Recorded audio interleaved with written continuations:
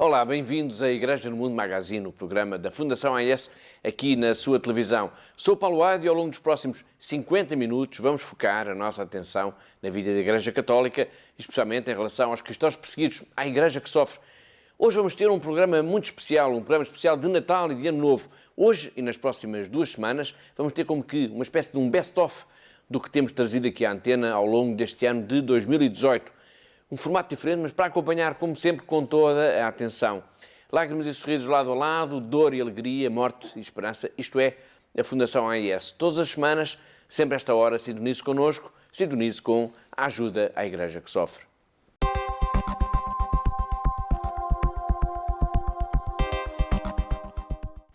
Vamos então até ao Iraque, que será o tema principal do programa de hoje, em que contamos com a Catarina Martins de Betancourt, como habitualmente aqui em estúdio. Olá, Catarina. Olá, Paulo.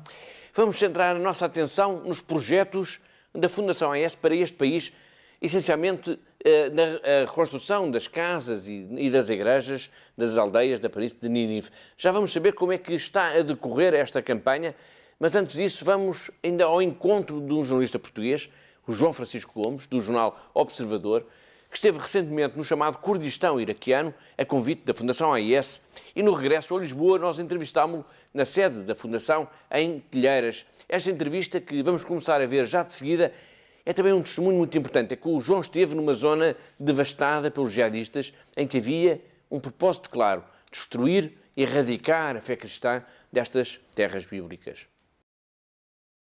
Olá, temos aqui o João Francisco Gomes, que é um jornalista do Observador, que esteve no Iraque, no Kurdistão, uma terra bíblica, a fazer um conjunto de reportagens para o Observador e que agora estamos aqui a acolher na nossa casa. Olá, João.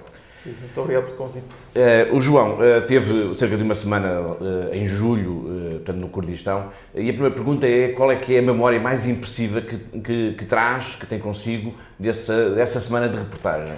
Eu diria que o facto de estar pessoalmente no epicentro de uma guerra que me habituei a ver à distância, através dos meios de comunicação internacionais, através dos jornais e da televisão, foi aquilo que mais me marcou.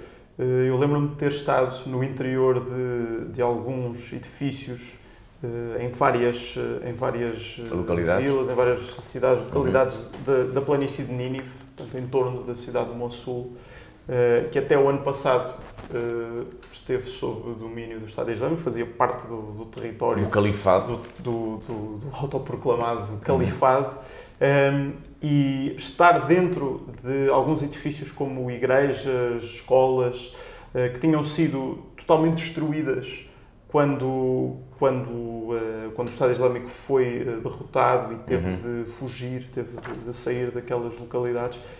Mas estar lá dentro e encontrar alguns indícios, como grafites com aquele símbolo do Estado Islâmico ainda desenhados por eles nas paredes, papéis deles, coisas que nós percebemos que era do dia-a-dia durante o período da ocupação do Estado Islâmico. Estar ali, ver aquilo pessoalmente, contactar com pessoas que se lembravam perfeitamente... Uma memória fresca ainda, não é? É isso, daquele período. Pessoas que até diziam: bom, quem destruiu aqui as nossas casas, na verdade, eram pessoas que eram nossos vizinhos antes da invasão. Por exemplo, tinha pessoas cristãs a dizer que tinham vizinhos muçulmanos e tinham sido esses vizinhos que se tinham radicalizado ou que tinham, pelo menos, colaborado com a perseguição do Estado Islâmico e que tinham destruído as casas. Todo este contacto com aquela realidade que habitualmente vemos à distância marcou-me muito, sem dúvida. Esse cheiro ainda, digamos, a pólvora, que de alguma maneira esteve presente, por outro lado também pode ser traduzido, e isto é uma pergunta agora, se esse grau de violência tão grande, de destruição, se acha que houve realmente a intenção de erradicar a presença cristã dessa zona? Quando conversámos, nós, o grupo de jornalistas que foi para lá durante esta semana, fez um roteiro, no fundo, nós percorremos várias cidades de maioria cristã e algumas das pessoas com quem falámos, além de famílias, refugiados, pessoas que tinham fugido, pessoas que estavam a voltar, mas falámos com muitos padres que fazem a sua missão, que levam a cabo a sua missão naquele território tão complexo. E eu lembro particularmente de um padre com quem falámos logo numa das primeiras vilas que visitámos, e ele estava a dizer, bom, destruíram X casas nesta vila, 2 escolas, um hospital, etc. E a igreja? E a igreja não só tinha sido destruída do ponto de vista estrutural, exatamente, como também tinham sido destruídas imagens de santos que estavam presentes no interior da igreja, crucifixos, uma série de objetos litúrgicos que estavam lá guardados dentro da igreja. Eu perguntei-lhe, acha que esta destruição é uma destruição, um dano colateral do conflito, ou houve aqui alguma intencionalidade? E ele disse muito claramente, não, o objetivo era destruir a fé cristã. Porque se o objetivo não fosse destruir, atacar diretamente a fé cristã, bastava pôr uma bomba aqui, bastava, tal como fizeram com muitas outras casas e mercearias, lojas, etc. Não, eles entraram e propositadamente decapitaram imagens de santos, partiram crucifixos, propositadamente pegaram fogo no altar, e isso são sinais que uma intenção deliberada. É isso, são sinais que aquelas comunidades interpretam como um ataque direto à fé deles, ainda por cima numa conjuntura em que as relações entre diferentes religiões ali são tão complicadas, não só entre muçulmanos e cristãos, mas entre fações muçulmanas, entre todos eles e minorias étnicas como os yazidis, por exemplo. Toda aquela relação religiosa é tão complexa que aquelas pessoas acabam por se refugiar na sua própria fé, digamos assim. E é por isso que naquela zona não são muito comuns cidades mistas, digamos assim. Não são muito comuns cidades em que há cristãos e muçulmanos e yazidis. Não. E presume-se agora, se me permite, João, que, digamos, essa mistura de pessoas, de comunidades de várias religiões, vai se tornar também difícil no futuro, porque o João falou aí, deu um exemplo de algo que de facto é muito significativo, que é quando os cristãos se souberam, reconheceram que eram os próprios vizinhos, ou tinham sido os próprios vizinhos, digamos, também agentes dessa perseguição. Como é que se faz esse regresso depois, como é que se faz essa reconciliação, não é? É muito difícil. As pessoas, as famílias cristãs com quem falámos, diziam coisas como: eu até há 4, 5 anos tinha amigos muçulmanos, tinha vizinhos muçulmanos, tinha colegas de trabalho muçulmanos. Mesmo depois de 2003, portanto até 2013, a vida dos cristãos estava relativamente facilitada com o regime de Saddam Hussein, mas após 2003 a perseguição crescente não impediu que ainda houvesse alguma convivência em algumas cidades, mas agora eles diziam claramente: eu nunca mais vou falar com um muçulmano, nunca mais quero ver um muçulmano, não confio em muçulmanos, é impossível para mim confiar em muçulmanos, porque experimentaram na pele de alguma forma, não é? E eram pessoas que eles conheciam, eram os vizinhos, eram os colegas de trabalho. É que se fossem pessoas de fora, digamos, eram soldados do Daesh que vinham de fora, enfim, isso de uma forma poderia ser entendido. Agora, os próprios vizinhos, não é? Claro, muitas pessoas perguntavam: como é que é possível que 300 ou 400 soldados do Daesh tenham invadido a vila e na semana seguinte eram 5.000 do Estado Islâmico? Não vieram 5.000, vieram 400 ou 500, mas os muçulmanos que lá estavam foram forçados. De alguma forma. E foram forçados também. Apesar da perspectiva dos cristãos ser muito concreta, da experiência pessoal, se fizermos uma análise mais distanciada, percebemos que os muçulmanos que viviam naquelas aldeias tiveram 2 opções: ou fugir, ou colaborar com o Estado Islâmico. E muitos deles optaram por aquilo que lhes permitiu manter a sua vida, que foi colaborar com o Estado Islâmico. E essa colaboração, deixa-me só acrescentar, essa colaboração passava muitas vezes por passar pelas casas dos cristãos, que eles sabiam que eram, e marcar Exatamente. Com pintar aquela letra árabe que representa o N, pintar à frente, nas portas, para que depois, quando viessem os soldados, portanto, muitas vezes não houve pessoas, no fundo, habitantes daquelas vilas, a ativamente matar, destruir, etc. Mas esta colaboração magoou muito as comunidades de outras religiões que viviam ali, cristãos e yazidis. E é uma memória que vai perdurar, seguramente. Nas suas reportagens, e eu recomendo vivamente que sejam lidas, até porque a internet permite isso, numa das suas reportagens faz referência ao mosteiro de Marmata, habitado por 6 monges, que nesse fatídico dia 6 de agosto de 2014 resolveram também fugir, como todas as populações fugiram em redor. Havia o alarme de que os jihadistas estavam a chegar, eles resolveram fugir, mas 2 dias depois eles decidiram que não fazia sentido para eles, monges, irem-se embora, então regressaram, aceitando até eventualmente o próprio martírio. Essa é uma história extraordinária, porque o mosteiro era uma espécie de uma ilha rodeada de jihadistas por todo o lado, não é? Foi uma das experiências mais interessantes foi conhecer aqueles monges. Eles, na verdade, eles nunca quiseram fugir. Primeiro quiseram preservar eles queriam preservar, é? eles queriam preservar os manuscritos que tinham, porque aquele mosteiro, o mosteiro de Marmata, que é aramaico para São Mateus, que foi o fundador daquele mosteiro, era conhecido por ter uma enorme biblioteca com alguns dos principais, mais antigos e muitos pergaminhos originais da tradição siríaca ortodoxa. Portanto, estava ali muito do arquivo central daquele rito. E eles pensaram que aquele era o maior tesouro que eles tinham e não podia ser perdido às mãos do Estado Islâmico. Então, nesse dia, eles pegaram naquele arquivo e levaram-no para uma vila ali perto. Mas a norte e numa zona já protegida, em que em princípio o Estado Islâmico não chegaria.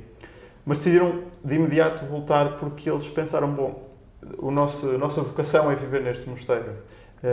Se o nosso destino for o martírio, é aqui que o vamos enfrentar. E o que é muito interessante é que esse movimento de regresso dos monges, que acabaram por durante 3 anos ficar 3 quilómetros...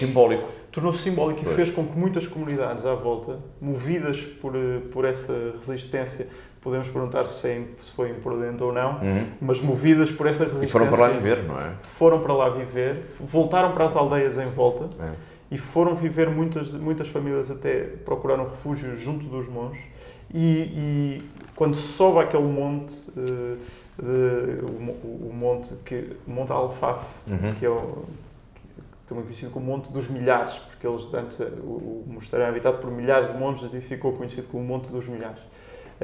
Quando se sobe ao topo do monte, onde o mosteiro está, no fundo, encostado... É como se fosse um castelo, de alguma forma, como se fosse um castelo, uma fortaleza.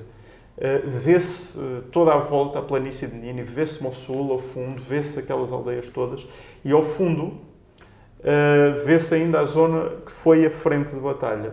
Os jihadistas não passaram dali porque, entretanto, os Peshmerga, vindo do norte, do Kurdistão, foram enviados pelo governo curdo para proteger aquele mosteiro. E portanto, durante 3 anos, o sopé da montanha foi um campo de batalha autêntico. E eu conversei com um monge que conta a história, nessa postagem é ele que vai contando a história, o administrador lá do mosteiro. E ele diz que, bom, nós medo não tínhamos, porque confiávamos em Deus e confiávamos nos Peshmerga.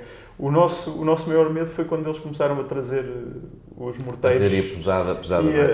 E pensámos que se calhar eles vão mandar dar artilharia pesada cá para cima. E aí é que... Porque eles contavam como, até quando a coligação internacional bombardeava aquelas posições do Estado Islâmico em torno do mosteiro, que a montanha toda tremia, que o mosteiro tremia. E é uma história de resistência muito interessante, porque eles ficaram ali, eles ficaram ali durante 3 anos. 6 monges que ainda hoje lá vivem, estão a construir um seminário, querem voltar a reativar um bocadinho aquela comunidade. Todos esses 6 monges, como todas as outras pessoas com quem falou e que escreveu até agora, trazem consigo histórias de resistência, histórias de fé, histórias de resistência, histórias que são, digamos, improváveis muitas vezes de perceber sob um olhar ocidental, não é? Porque é uma fé que foi tão provada que até parece irreal, de alguma maneira.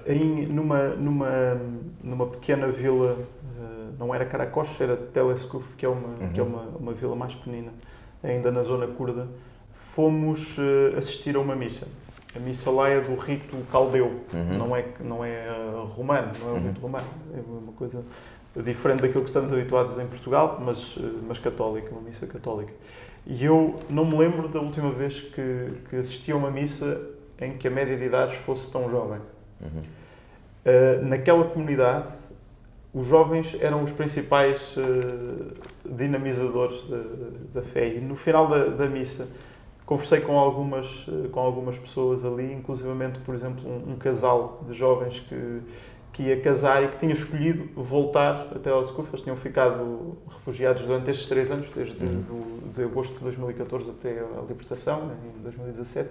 Eles tinham ficado refugiados em Erbil, na capital da região curda. E conheceram-se, namoraram, iam casar, etc.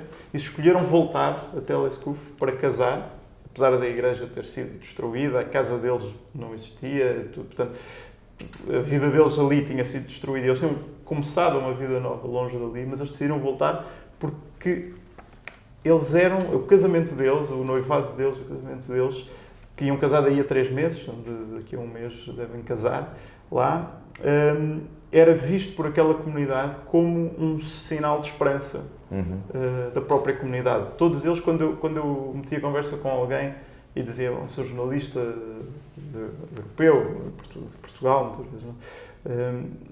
E dizia, gostava de tentar perceber um bocadinho o vosso ponto de vista. Toda a gente me dizia, vai falar com aqueles dois que vão casar, aqueles é que...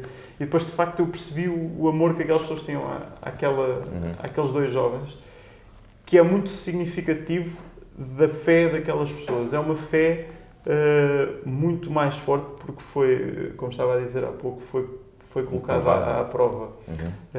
E quem ficou, quem não fugiu, quem quis regressar às aldeias, reconstruir a comunidade cristã, tem uma fé muito, muito assinalável mesmo. Por exemplo, muitos padres diziam que a primeira coisa que as pessoas pediram quando voltaram ali foi que a igreja fosse reconstruída. Muitas vezes antes das suas próprias casas. Ou seja, é um símbolo da presença, um símbolo da comunidade, não é? Um padre em Karakosh contava que a primeira coisa que fez no dia em que regressou à vila, à cidade, perdão, foi a igreja matriz tinha sido queimada e, portanto, estava absolutamente... Não havia bancos da igreja, o altar tinha sido destruído, havia... Imagino marcas de tiros nas paredes, tudo aquilo estava preto porque tinha sido queimado por dentro. E a primeira coisa que ele fez foi levar uma mesa de madeira mais pequena, umas cadeiras de plástico, etc. Pôs a mesa no local do altar e sobrou ali missa. A primeira coisa o que mostra muito... Os cristãos no Iraque vivem numa situação de perseguição tal que... A fé é um elemento identitário, não é? É isso, acaba por ser muito mais forte, muito mais resistente do que outras comunidades que, para quem a liberdade religiosa é um dado adquirido, não é? Claro, claro. Este regresso agora à casa, aliás, todo este período em que os cristãos foram obrigados a fugir das suas casas, das suas aldeias e vilas da Pristinini e foram para o norte, para a zona de Erbil, no Kurdistão iraquiano.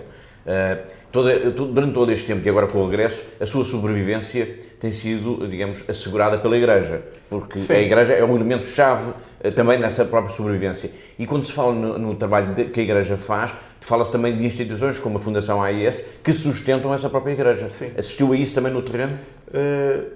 Lembro-me de ter entrado em casas de famílias, uma família muito, muito específica que me ficou muito na memória, porque cada vez que lhe fazíamos uma pergunta, a resposta começava da seguinte forma: sim, mas eu queria agradecer, porque está aqui as Nações Unidas, está aqui ONGs vindas do mundo todo, mas quem me ajudou foi o padre Jacob, que era o padre dali da aldeia.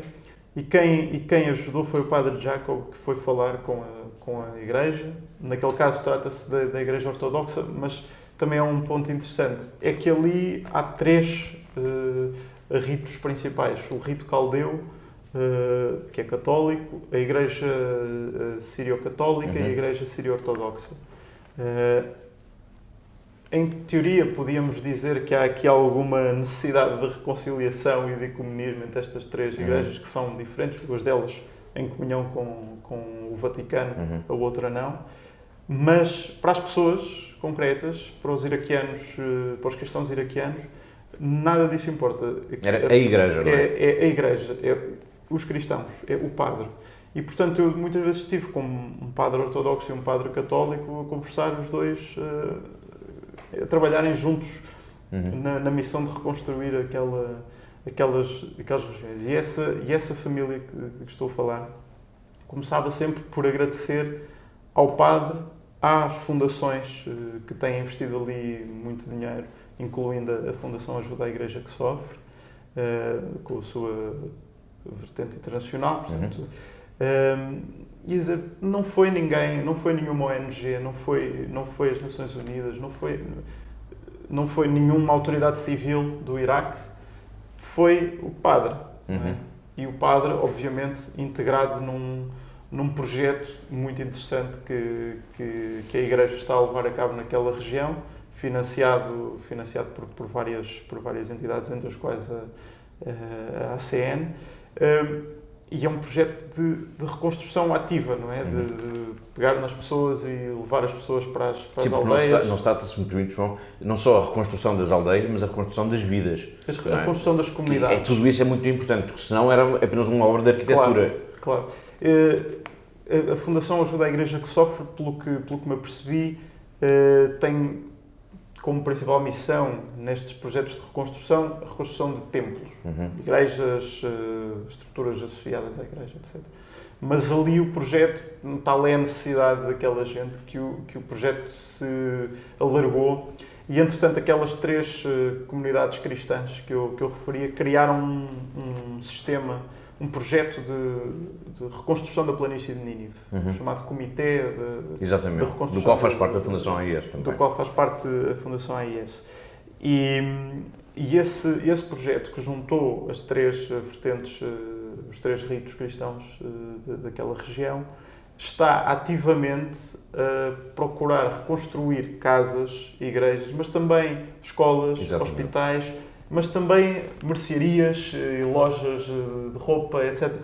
Porque não podemos esquecer que as pessoas, quando voltam, para incentivar as pessoas a voltarem às suas aldeias, vilas de origem que foram totalmente arrasadas pelo Estado Islâmico. É preciso dar-lhes condições de vida, não é? Não basta reconstruir a casa. É evidente. Se uma pessoa trabalhava numa escola ou era professor ou tinha uma mercearia, é preciso que haja uma escola e que haja uma mercearia para essas pessoas voltarem a ter... E também é necessário a tudo isso somar a tudo isso também a questão da segurança.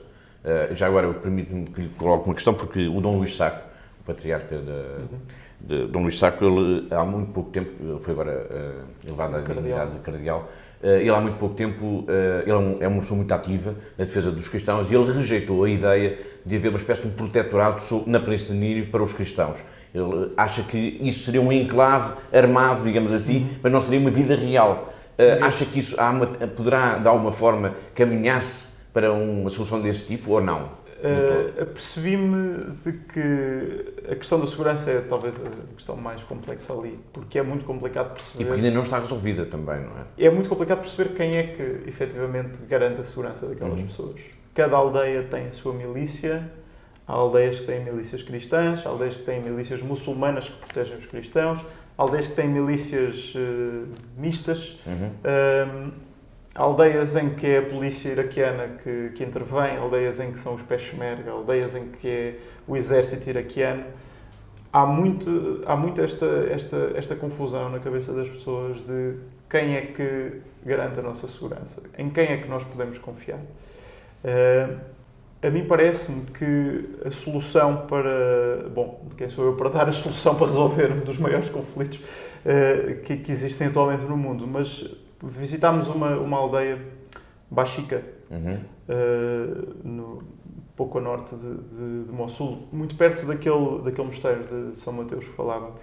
E eles têm o orgulho de ser a aldeia onde a primeira aldeia pós-libertação, pós-Estado Islâmico, em que está a ser promovida a convivência entre os três principais grupos religiosos ali, os cristãos, os muçulmanos e os yazidis, incluindo escolas com turmas mistas, vizinhos uns e outros, e nós andámos pelas ruas daquela E não havia nenhuma milícia nem...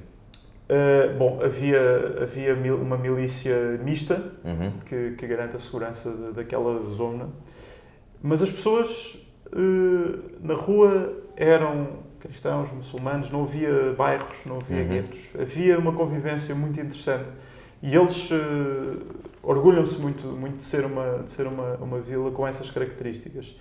E talvez se essa capacidade de convivência se reproduzir naquela região, será muito mais benéfico do que criar um gueto, digamos assim, para os cristãos. Muito bem, há um apontamento que eu não queria deixar de falar consigo, nas várias reportagens que já publicou, que eu acho que é extraordinário, que é uma história que faz com o Pedro Santos, um português, um jovem português, engenheiro, que está nessa zona a trabalhar na área da distribuição das águas, não é? Da água, do saneamento. Do saneamento, exatamente. Mas tudo bem, há sempre um português em todo o lado, de alguma maneira. Mas o pormenor aqui é a história que conta de que ele estava num checkpoint, tinha um problema em passar e o elemento da milícia, digamos assim, usava um boné do Benfica. E isso foi o salvo-conduto. É verdade. Ele conta, nós encontramos-lo em Erbil. É uma personagem muito interessante. Ele trabalha já desde o ano passado no Iraque, na questão ele é engenheiro do ambiente e está a desenvolver projetos que permitam, no fundo, dar àquelas comunidades que estão deslocadas, quer refugiados que vêm da Síria, há muitos refugiados que chegam àquela zona do Kurdistão vindos da Síria, quer aos deslocados internos que vêm do sul do país, para lhes é que muitas vezes, e ele conta, muitas vezes o grande problema não é os campos de refugiados, em que há organizações a tratar, é quando as pessoas vão viver para aldeias e ficam a viver na rua ou em casas abandonadas, etc., que não têm condições. Ele faz um trabalho muito interessante de dar a essas pessoas que vivem nessas aldeias. Esse mínimo de qualidade, não é? Um mínimo de qualidade. Já agora, permita, não fugindo ao fio da sua história, porque há uma frase que ele diz, em que ele diz que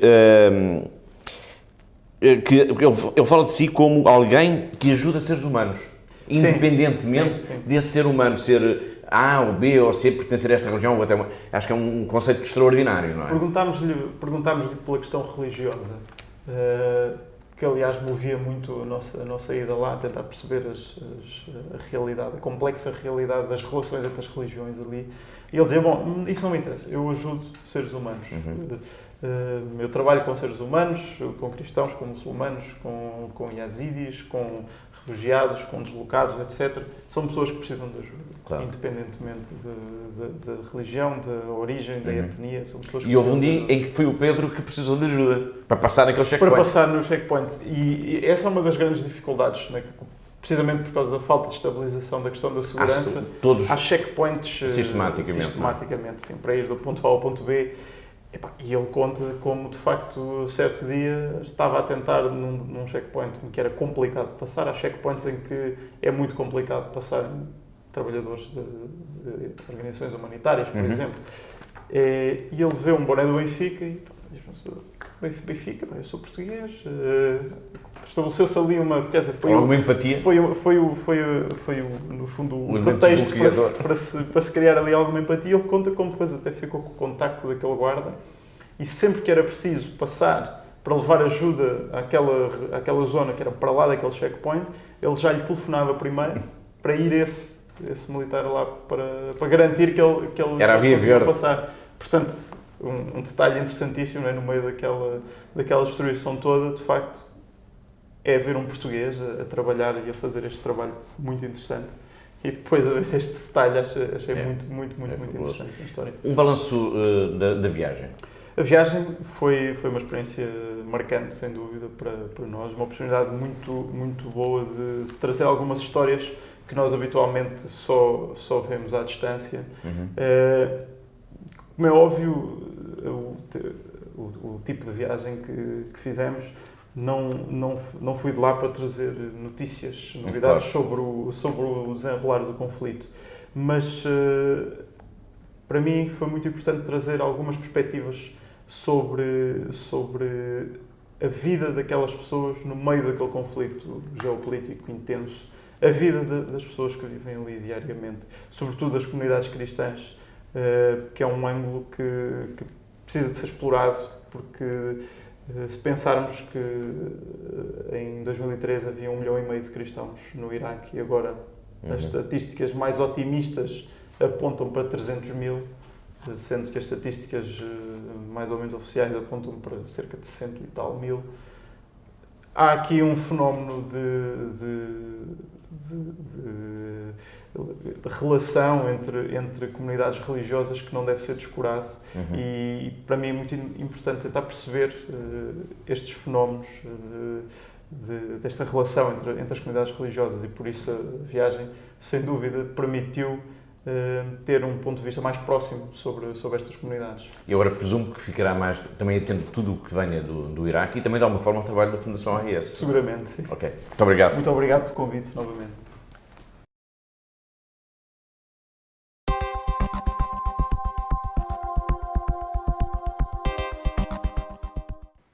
Foi o jornalista João Francisco Gomes, do jornal Observador, que esteve no chamado Kurdistão iraquiano, a convite da AIS, e que nos fez um retrato da violência exercida pelos jihadistas contra as comunidades cristãs e a urgência do apoio a essas famílias para que possam regressar às suas casas.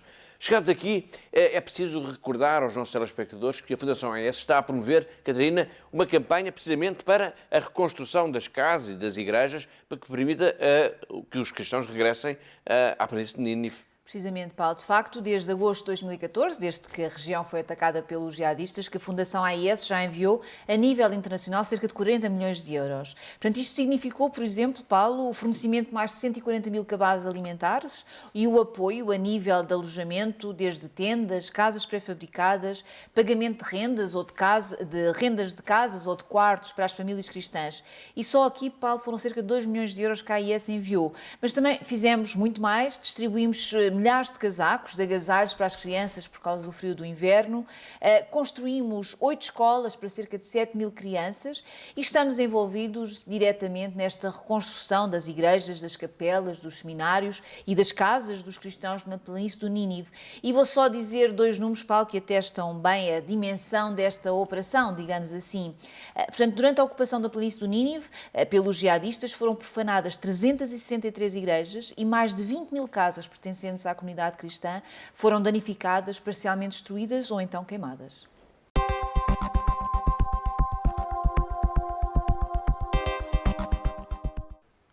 Vamos voltar ao Iraque e novamente à boleia do jornalista João Francisco Gomes. Quando ele regressou do Iraque, onde esteve, recordo, a convite da Fundação AIS, publicou diversas reportagens sobre o ataque, a violência jihadista contra os cristãos neste país. E como vamos ver já de seguida, a conclusão do seu trabalho é brutal. Houve mesmo uma tentativa de eliminação do cristianismo nesta região.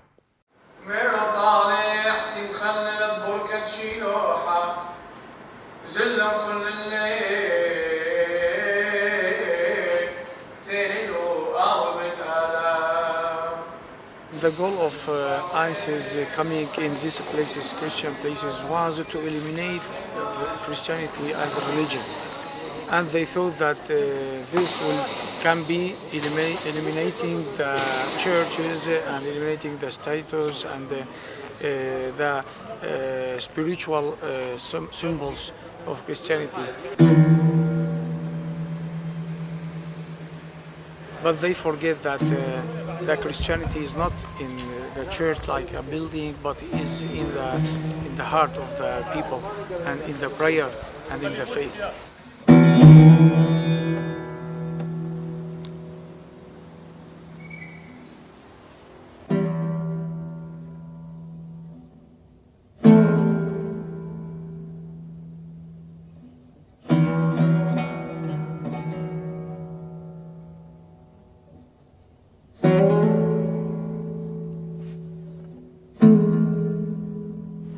good thing I can tell you during the moving the people from Toloskov to go to Alkosh, many of them they want walking.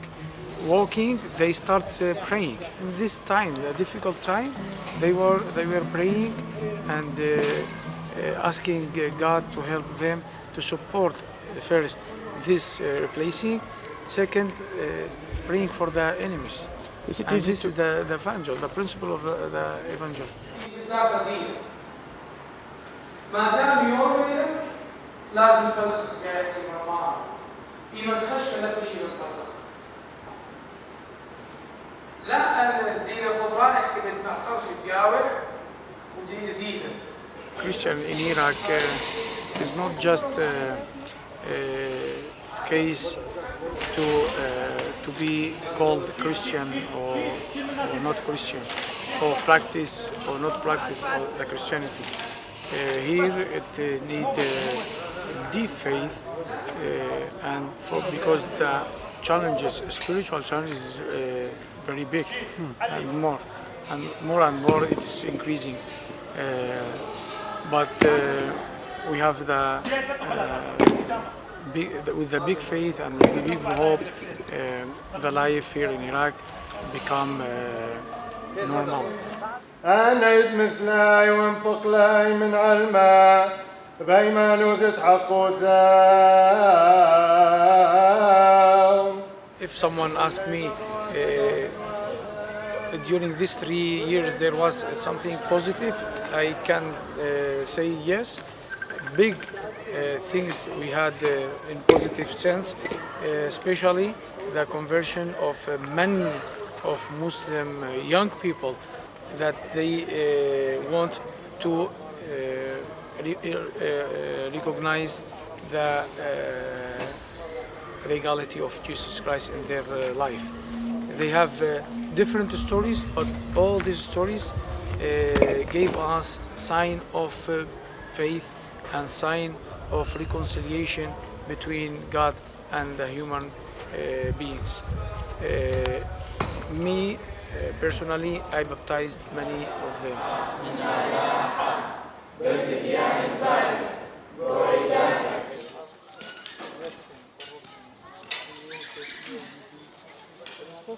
And they get for Syria and India.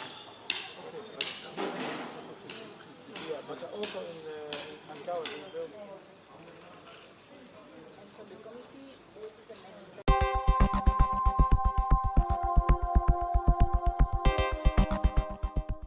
O regresso à casa dos cristãos no Iraque é uma prioridade absoluta para a Fundação AIS. Se falharmos nesta missão, poderemos dizer que seremos, de alguma forma, corresponsáveis, Catarina, pelo esvaziamento de uma das presenças cristãs mais antigas no mundo. Precisamente, Paulo. E, de facto, é muito importante que os nossos benfeitores e que os nossos telespectadores tenham isto bem presente no seu dia-a-dia. Portanto, os cristãos, quando foram atacados na planície do Nínive, não tiveram ninguém a defendê-los, Paulo. Não houve exército, não houve milícia, não houve nenhum país que estivesse do lado deles. Eles foram completamente abandonados e tiveram de fugir. E só ao fim de mais de 3 anos é que os jihadistas foram, de facto, expulsos.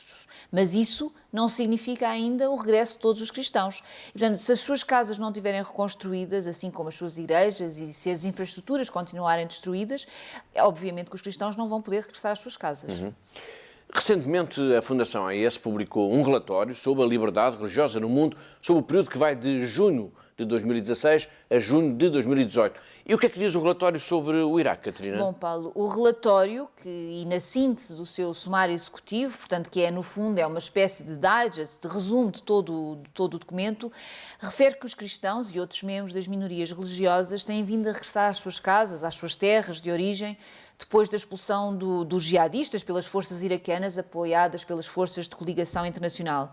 Mas o relatório sublinha ainda o facto de que o governo de Bagdade, apesar de respeitar a liberdade do culto, a verdade é que não tem vindo a dar o apoio necessário às minorias religiosas.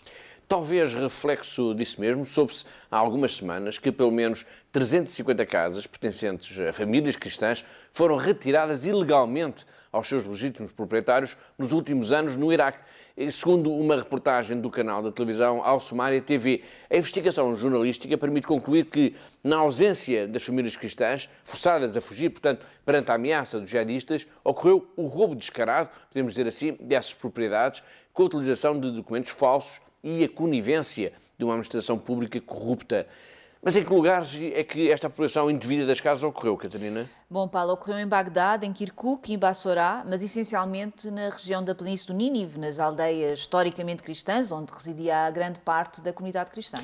Esta notícia vem demonstrar a urgência e a importância também da campanha da Fundação AES para a recuperação das igrejas e das casas dos cristãos na planície de Nínive. Sim, Paulo, claro. E quanto mais tarde se der esta recuperação, maior é de facto o risco dos cristãos poderem perder as suas casas para sempre. E é uma verdadeira corrida contra o tempo que estamos a fazer e por isso deixo aqui um alerta aos nossos telespectadores. É preciso de facto não desmobilizarmos nesta ajuda, nesta campanha de regresso da comunidade cristã às suas terras de origem, portanto de regresso à planície do Nínive, mais em concreto, e portanto caso contrário podemos mesmo correr este risco de estarmos a assistir ao desaparecimento de uma das mais antigas comunidades cristãs do mundo. Entretanto, e ainda no Iraque foram descobertas pela ONU no final do ano passado valas comuns que testemunham as atrocidades cometidas pelos jihadistas nestas regiões cristãs. No total haverá, até ao momento, mais de 12 mil corpos nestas valas. E esta descoberta ajudará também a compreender melhor a violência terrível que foi usada nas regiões cristãs do Iraque, como é o caso da planície de Nínive ou em Kirkuk.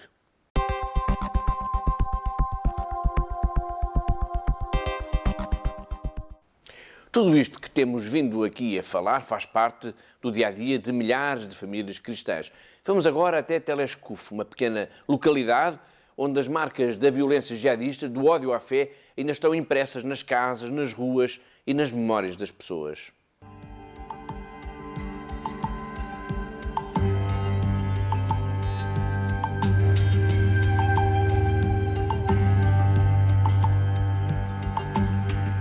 ISIS come here just to kill everyone.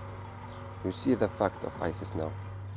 Before ISIS entered Telescuf, the number of families that was living here is about 1,000 families.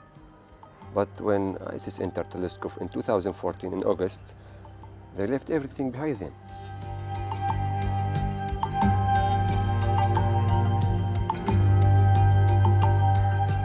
Almost of the houses are partial damage, just something are destroyed.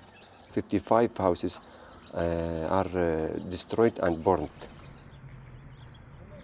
We have now in Telescuf 400 family. They came back and they started their life. I can't say normal life, no, because they have that challenge because they are without electricity. They have a problem with the water and other problems, the school, clinics, etc. But they wanted to start and they did. شو يعني الحمد لله بس يعني علمة جمع علمة الحمد لله علمة قليلة يا أخي علمة قليلة ماثا صيغة لا صيغة الحمد لله الشكر هاي ماثني لا والحمد لله الشكر وانا صيغة كبيرة ونوتيا بالقش يعني الحمد لله كم مساعدينا ومساعدات يعني وكل من دي يعني قني بس انت انا ما فوق ان شاء الله بالقش يعني والحمد لله والشكر وضيرنا يعني وديرنا الماثن الحمد لله والشكر. We started as the church to repair the houses damaged partially, and we are working with the ACN, Church in Need, that they help us. They are helping us to rebuild these houses. We promise the people to continue making this. The rebuilding of the houses, they pushed the people to come back fastly, and this rebuilding gives them a sign of hope that we are near of them and that the future will be very good.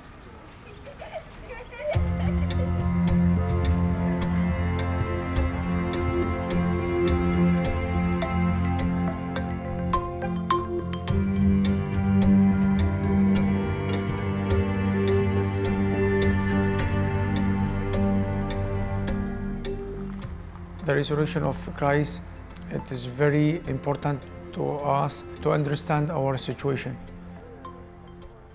When they went to the tomb, during the street, they thought about the difficulty that someone to move the rock, the big rock.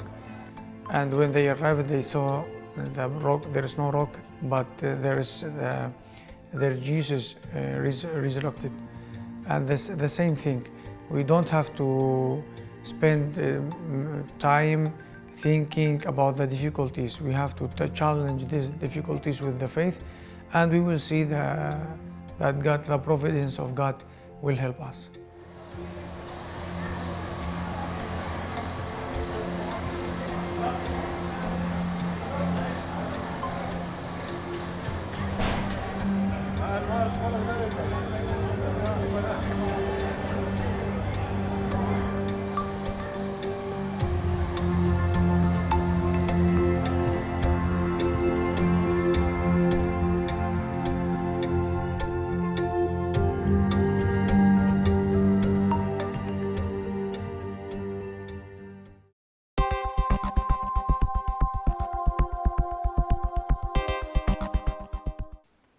Estamos mesmo a chegar ao fim deste programa especial da Fundação AIS sobre o Iraque, sobre a importância da recuperação das casas e das igrejas e das aldeias para que a presença cristã não desapareça deste grande país.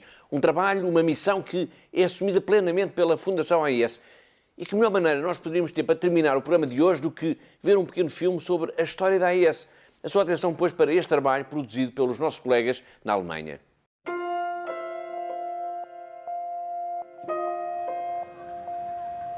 Está a tornar-se cada vez mais difícil para os cristãos de todo o mundo praticar e viver a fé.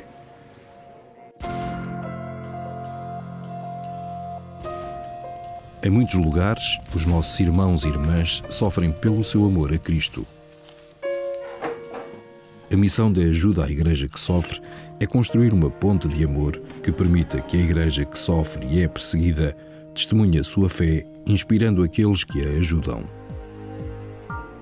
Tudo começou no Natal de 1947, quando um padre holandês de 34 anos, o padre Werenfried van Straten, tocado pela pobreza material e espiritual de 14 milhões de alemães deslocados depois da guerra, pediu aos católicos da Bélgica e da Holanda que ajudassem. O apelo deste mendigo de Deus deu origem a uma torrente de generosidade, provando que a reconciliação entre antigos inimigos era possível. Mais tarde, o sucesso deste apelo permitiu que ele se voltasse para as necessidades dos cristãos que sofriam dura perseguição por trás da cortina de ferro. Hoje, a Ajuda à Igreja que Sofre, ou AIS, é uma fundação pontifícia com um alcance internacional em expansão. 23 secretariados nacionais em todo o mundo, apoiando mais de 5 mil projetos anualmente em mais de 145 países. Através destes projetos, a AIS apoia a Igreja no seu serviço de oração e de ação a centenas de milhões de pessoas, dando não somente uma resposta atempada às necessidades urgentes, mas também um sinal de solidariedade aos nossos irmãos e irmãs em Cristo. Hoje em dia é necessária muita desta ajuda no Médio Oriente, onde a presença cristã enfrenta uma ameaça existencial. A perseguição iniciada por grupos fundamentalistas provocou um êxodo sem precedentes. A AIS está empenhada em ajudar estes cristãos deslocados com respostas concretas à forte esperança e fé que mantêm no meio desta situação devastadora. Lá e por todo o mundo, a AIS apoia a construção e a reconstrução de igrejas, casas de Deus merecedoras da vida sacramental, e onde as comunidades católicas se reúnem para prestar culto, rezar e serem fortalecidas na fé. Ao realizar este trabalho, é parte essencial da missão da AIS informar acerca deste sofrimento oculto dos católicos no mundo. A AIS elabora e distribui a nível internacional 2 publicações exaustivas: o Relatório da Liberdade Religiosa no Mundo, uma análise à ameaça à liberdade religiosa em 196 países, e o relatório Perseguidos e Esquecidos, uma avaliação e classificação daqueles países onde os cristãos são perseguidos e oprimidos por causa da sua fé.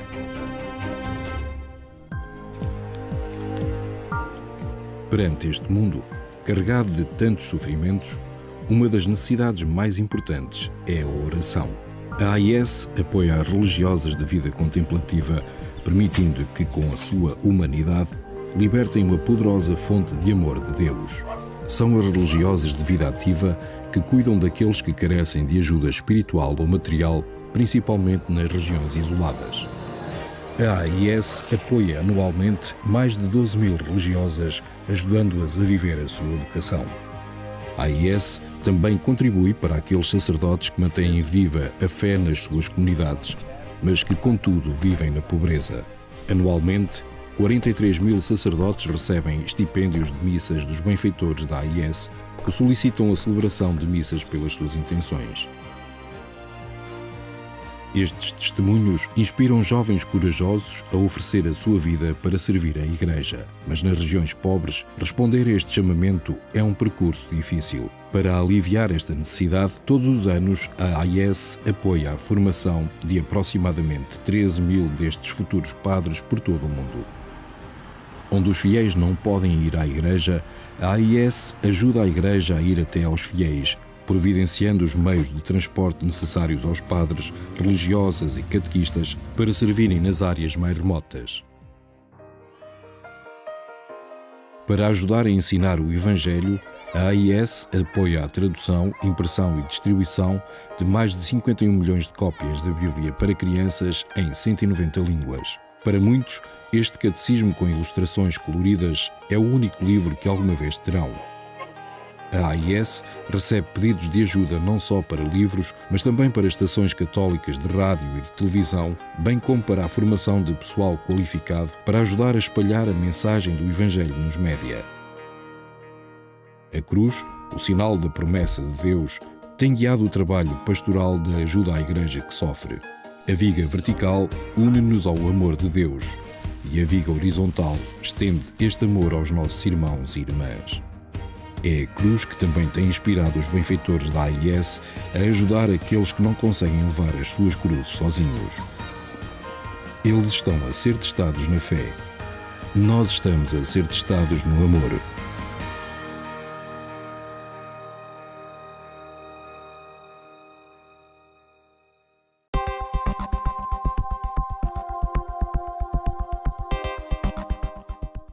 E assim, a recuperarmos o essencial da história e da missão da ajuda à Igreja que sofre, chegamos ao fim de mais um Igreja no Mundo Magazine. Hoje, um programa em formato especial aqui na sua televisão. Despeço-me com amizade, em nome de toda a equipa que pensou, produziu e levou até si este programa. Até a próxima semana, até ao próximo Igreja no Mundo Magazine e um bom ano também, se Deus quiser.